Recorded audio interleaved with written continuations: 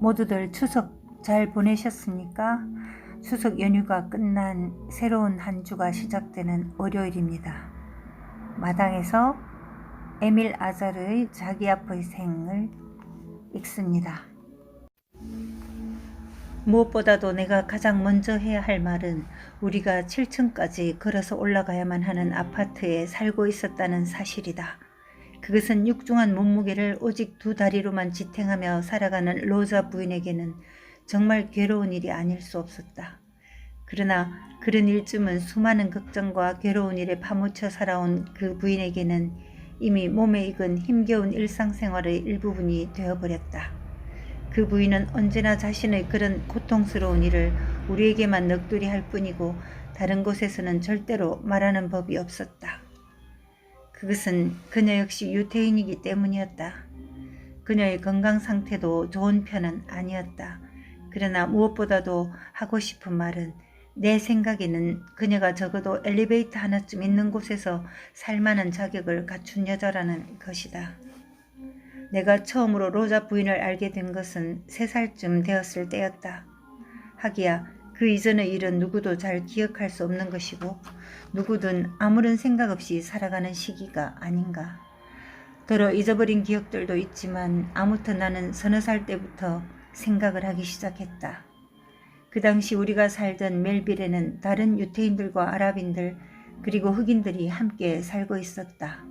그러나 오직 로자 부인만이 언제나 7층의 계단을 오르내려야 했다. 그녀는 가끔 자기가 결국은 계단에서 죽고 말 것이라고 했다. 그럴 때마다 사람이 죽으면 을에 울어야 하는 것으로 알고 있던 어린애들은 갑자기 한꺼번에 울음을 터뜨리는 것이었다. 로자 부인의 아파트 안에는 67명의 어린애들이 또 어떤 때는 그보다 더 많은 애들이 복작되며 함께 살아가고 있었다. 전에는 그 부인이 나를 돌봐주는 것이 단순히 매달 월말에 받는 수표 때문이라는 사실을 모르고 있었다. 그런데 그 사실을 알게 된 것은 내 나이가 6인가 7살이 되었을 때였고 누군가가 매달 나를 위해 돈을 붙여준다는 사실도 알게 되었다. 그러나 그전까지는 로자 부인이 아무런 대가 없이 나를 사랑해주는 것이고 우리는 서로 필요로 하는 사이여서 함께 살고 있는 것으로 믿고 있었던 나는 그 사실을 알게 된 날 밤에 밤새도록 울었다. 그것은 내 생애 최초의 슬픔이었다.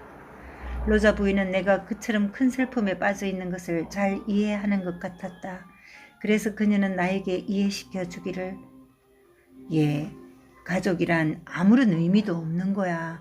이 세상에는 여름 휴가 때 자신의 개들을 현관에 매놓고 그냥 떠나는 사람들이 있어서 해마다 3,000마리나 되는 개들이 보살핌을 받지 못하고 굶어서 죽어간단다. 그러면서 부인은 나를 자신의 무릎에 앉히고 이 세상에서 내가 가장 소중하다는 것을 맹세했다. 그러나 내 머릿속에는 송금수표가 떠올랐기 때문에 나는 울면서 그곳을 뛰쳐나와 버렸다. 나는 아래층에 있는 도리스 씨의 카페로 내려와 온 세상을 두루 돌아다니면서 많은 것을 본 양탄자 장사꾼 아밀 할아버지 앞에 가서 앉았다. 아밀 할아버지는 아름다운 눈을 가지고 있었다. 나는 아밀 할아버지와 함께 있으면 기분이 좋았다. 내가 그 할아버지를 처음 만났을 때에도 할아버지는 많이 늙어 있었는데 그 후로도 할아버지는 계속 늙어가고 있었다. 아밀 할아버지, 할아버지는 왜 언제나 웃고 계세요? 언제나 나한테 좋은 기억력을 주신 하나님께 감사하느라고 그렇단다. 우리 꼬마 모모야. 내 이름 모하메드인데도 사람들은 나를 더 어린애처럼 모모라고 불렀다. 60년 전, 그러니까 내가 젊었을 때 일이다. 어떤 처녀를 만났지. 그 여자도 나를 사랑하고 나 또한 그 여자를 사랑했지. 그렇게 우리는 8달 동안을 사랑했어. 그런데 그만 그 여자가 훌쩍 이사를 가버리는 바람에 헤어지고 말았단다. 그런데 60년이 지난 지금도 생생하게 그때의 그 사랑을 기억하고 있거든. 그때 나는 그 여자한테 당신을 평생 잊지 않겠소라고 말했지. 그 후 지금까지 오랜 세월이 흘렀지만 나는 아직도 그 여자를 잊지 않고 있단다. 때때로 나는 내 앞의 인생이 아직은 많이 남아있는데 하나님은 과거를 지울 수 있는 지우개를 손에 쥐고 있으니 혹시라도 내가 그 약속을 끝까지 지킬 수 있을까 하는 걱정이 들 때가 있지. 하지만 지금은 그런 걱정 안 한다. 내가 자밀라를 잊지는 않을 테니까 말이다. 이제 나는 살 날이 얼마 남지 않아서 잊기 전에 죽을 테니까 말이다. 순간 나는 로자 부인을 생각했다. 그래서 잠시 망설이다가 물어보았다. 할아버지, 사랑이 없이도 살 수 있나요? 할아버지는 잠시 대답을 하지 않았다. 그 대신 몸에 좋다는 박하차를 조금 마셨다. 언제부터인가 아밀 할아버지는 늘 회색의 젤라바, 아랍인의 긴 망토를 입고 있었다. 그것은 하나님이 부르실 때 허둥대지 않기 위해서였다. 할아버지는 아무 말 없이 내 얼굴을 살펴보았다. 아마도 할아버지는 내가 아직 어리기 때문에 알아서는 안 될 일이 있다는 생각을 하고 있는 것 같았다. 그때가 7살인가 8살이었던 것 같다. 나는 정확하게 말할 수가 없다. 왜냐하면 내가 정확하게 그 날짜를 적어놓지 않았기 때문이다. 할아버지, 어서 대답해 주세요. 네? 글쎄, 넌 아직 너무 어리단다. 어릴 때는 알고 지내는 것보다는 모르고 지내는 것이 더 좋을 때가 있단다. 할아버지, 사람들은 사랑이 없이도 살 수 있나요? 그렇단다. 하고 할아버지는 창피스러운 생각이 드는지 고개를 숙였다. 나는 갑자기 울기 시작했다. 그때까지 나에게 욕하는 일이 없었으므로 나는 내가 아랍인이라는 사실을 전혀 모르고 있었다. 학교에 가서야 내가 아랍인이라는 것을 알았다. 하지만 나는 한 번도 남하고 싸우지 않았다. 왜냐하면 남을 때린다는 것은 언제나 나쁜 일이기 때문이다. 로자 부인은 폴란드에서 유태인으로 태어났다. 그러나 여러 해 동안 모로코와 알제리에서 몸을 팔며 살아왔기 때문에 아랍어를 누구 못지않게 잘했다. 부인은 유태어도 잘해서 때때로 우리는 서로 유태어로 말을 하기도 했다. 우리 아파트의 입주자들은 대부분이 흑인들이었다. 빗송 거리에는 흑인들만 모여 사는 집이 3채 있었고 또 2채의 집에는 아프리카에서처럼 흑인들의 대가족들이 모여 살고 있었다. 그 중에서도 사라꼴레 집안도 그에 못지않게 상당히 많이 모여 살고 있었다. 빗송 거리에는 그 외에도 많은 흑인들이 살고 있었지만 그 모두를 일일이 다 말할 시간은 없다. 멜빌의 그 나머지 골목들과 큰 길가에는 유태인들과 아랍인들이 많이 살고 있었다. 그렇게 굿드도르에까지 걸쳐 그들이 살고 있었고 그 다음부터는 불란서 사람들의 주거지역이 시작된다. 처음에 나는 내게 엄마가 없다는 것도 몰랐고 또 엄마가 하나는 있어야 된다는 것도 몰랐다. 로자 부인은 그런 말을 나에게 일체 해주지도 않았다. 내가 그런 쓸데없는 생각조차 하지 않게 하기 위해서였다. 나는 내가 어떻게 태어났는지 정확히 무슨 일이 있어서 태어났는지도 모른다. 나보다 몇 살 더 먹은 친구인 마우떠의 말에 의하면 그것은 생리적인 여건의 문제에서 생긴다는 것이었다. 그는 알제리의 카스바에서 태어나 불란서로 오게 된 것이라 했다. 그 당시 카스바에는 위생관념이 없었고 또한 국보세척기도 없었으며 뒷물할 수 있는 물도 없어서 자기가 태어난 것이라고 말했다.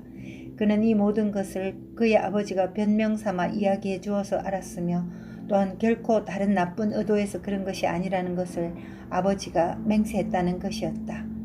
그는 또 요즘에는 몸을 팔아먹고 살아가는 여자들이 피임을 하기 위해서 알약을 먹고 있지만 자기는 그런 알약이 나오기 전에 태어난 것이라고 설명했다. 이 아파트는 적지 않은 엄마들이 일주일에 1~2번씩 자기 아이들을 보러 오곤 했지만 언제나 다른 애들을 찾아오는 엄마들 뿐이었다. 이곳에 있는 아이들은 대부분 창녀의 아이들이었다. 그래서 그 애들의 엄마들은 지방으로 돈벌이를 하러 몇 달 동안 떠나게 되면 그때를 전후해서 아이들을 보러 오는 것이었다. 그렇게 해서 나는 엄마라는 걸 알게 되었다. 생각해보니 나만 빼놓고 모든 애들이 다 엄마를 갖고 있는 것 같았다. 그래서 나도 엄마를 오게 하려고 위경련을 일으키기 시작했다. 길 건너 맞은편의 보도 위에 풍선을 들고 있는 아이가 있었는데 그 애가 말하길 자기는 언제나 배가 아플 때면 엄마가 온다는 것이었다. 그러나 난 배가 아파도 아무도 오지 않았고 또 위경련까지 일으켰어도 아무도 오지 않았다. 그래서 나는 좀 더 눈에 띄게 하려고 아파트의 아무데나 마구 똥을 쌌다. 그렇지만 그래도 역시 아무 일도 일어나지 않았다. 나의 엄마는 끝내 오지 않았고 로자 부인은 처음으로 나에게 아람놈의 새끼라고 욕을 했다. 그건 내 엄마가 불란서 여자가 아니기 때문에 그런 욕을 한 것이었다. 그래서 나는 엄마가 보고 싶어서 그랬다고 악을 썼다. 그러자 마침내 로자 부인은 계속 그런 짓을 하면 빈민구제소로 보내버릴 수밖에 없다고 선언했다.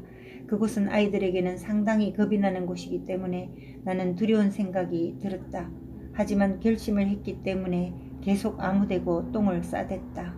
그러나 아무 소용없는 일이었다. 그 무렵 로자 부인의 집에는 7명의 아이들이 있었는데 그 아이들 모두가 똥을 싸대기 시작한 것이었다. 왜냐하면 애새끼들은 나무 흉내를 잘 내기 때문이었다. 마침내 집안에는 여기저기 사방에 똥들이 하도 많이 있어서 내가 싸놓은 똥은 눈에 띄지도 않게 되어버렸다. 로자 부인은 그 당시 이미 늙어 있었고 그 일이 아니더라도 상당히 지쳐 있었다. 그리고 그녀는 유태인이라는 이유로 박해를 받았기 때문에 그 일을 더욱더 고통스럽게 여겼다. 부인은 95kg의 몸을 이끌고 그 가엾은 두 다리로 하루에도 몇 번씩이나 7층을 기어올라 다녀야만 했다. 그런데다가 방문을 열면 여기저기에서 똥냄새가 풍겼으므로 짐을 든 채 의자에 푹 주저앉아 울기 시작하는 것이었다. 그녀는 만약에 불란스 국민이 5천만 명인데 그 사람들이 모두 우리들처럼 굴었다면 독일 군인들도 견디지 못하고 도망쳐 버렸을 것이라고 말했다. 부인은 전쟁 중에 독일인에 대해 통달한 터여서 그때의 말을 되풀이하곤 했다. 방에 들어와서 똥냄새를 맡고는 고래고래 악을 쓰는 것이었다. 이건 아우슈비츠다. 이건 아우슈비츠야. 로자 부인은 유태인이라는 이유로 아우슈비츠에 강제로 끌려간 적이 있었기 때문이다. 그래서 로자 부인은 인종적인 편견을 갖고 있었다. 그때 우리 집에는 모이즈라는 꼬마가 있었는데 그 애를 더러운 빅고로 취급을 했지만 나한테는 결코 그렇게 취급하지는 않았다. 그때는 그녀가 비록 뚱보지만 아주 섬세한 면이 있다는 사실은 알지 못했다. 마침내 나는 아무데나 똥을 싸는 일을 집어치웠다. 왜냐하면 그래 보았자 나의 엄마는 오지 않았기 때문이었다. 그렇지만 오랫동안 위경련을 일으키는 일은 계속했고 지금까지도 가끔 배가 아픈 것을 느낀다. 그 후 나는 또다시 다른 방도로 주목을 끌어보고자 애를 썼다. 나는 상점의 진열대에서 토마토나 메론을 훔치는 일을 시작했다. 나는 항상 내가 훔치는 것을 누가 보아주기를 기다렸다. 그러다 보면 주인이 나와서 나한테 따귀를 갈겼고 나는 소리를 지르며 울기 시작했다. 그러던 어느 날 나한테 관심을 가져주는 사람이 하나 나타났다. 나는 좌파성 앞에 서 있다가 진열대에서 계란을 하나 훔쳤다. 그때 주인은 여자였는데 그녀가 나를 보았다. 나는 그녀가 있는 가게에서 훔치기를 좋아했다. 왜냐하면 내 어머니에 대해서 알고 있는 확실한 것은 어머니는 여자라는 것뿐이었기 때문이다. 나는 계란을 하나 훔쳐서 호주머니에 집어넣었다. 여주인이 나왔다. 나는 그녀가 분명히 보았기 때문에 나에게 따귀를 한 대 갈기겠거니 하며 기다리고 있었다. 그런데 그녀는 내 옆에 와서 쭈그리고 앉더니 내 머리를 쓰다듬어 주면서 이렇게 말하는 것이었다. 세상에 어쩌면 이렇게 귀엽게 생겼니? 나는 그녀가 나를 달래서 계란을 다시 찾으려는 줄 알고 호주머니 속의 계란을 꼭 움켜쥐었다. 그녀는 나를 벌하는 것으로 나의 뺨을 한 대 갈겨주었어야 했다. 그것이 흔히 어머니들이 벌을 줄 때 하는 행동이었던 것이다. 그런데 그 주인은 일어서서 계산대로 가더니 나에게 계란을 하나 더 주며 뽀뽀를 해주는 것이었다. 순간 나는 말할 수 없는 희망찬 기분을 맛보았다. 그때의 기분을 글로써 설명하기란 도저히 불가능하므로 여러분에게 표현할 수는 없다. 나는 그날 오전 내내 그 가게 앞에서 기다리고 있었다. 나는 내가 그때 무엇을 기다리고 있었는지 지금도 모른다. 때때로 그 여주인은 나에게 친절한 미소를 보내주었다. 그리고 나는 계속 계란을 손에 쥔 채 그곳에 머물러 있었다.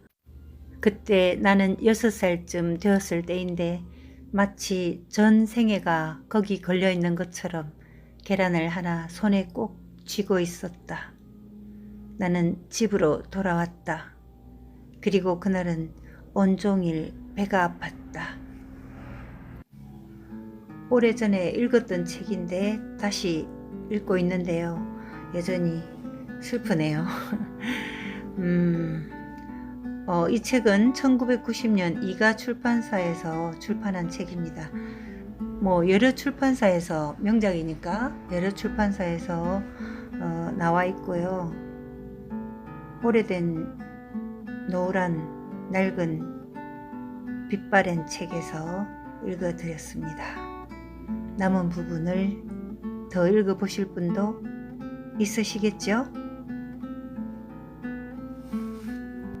에밀 아자르는 작품이 훌륭하다면 작가가 누구인들 무슨 상관이 있겠는가, 그런 말을 남겼습니다.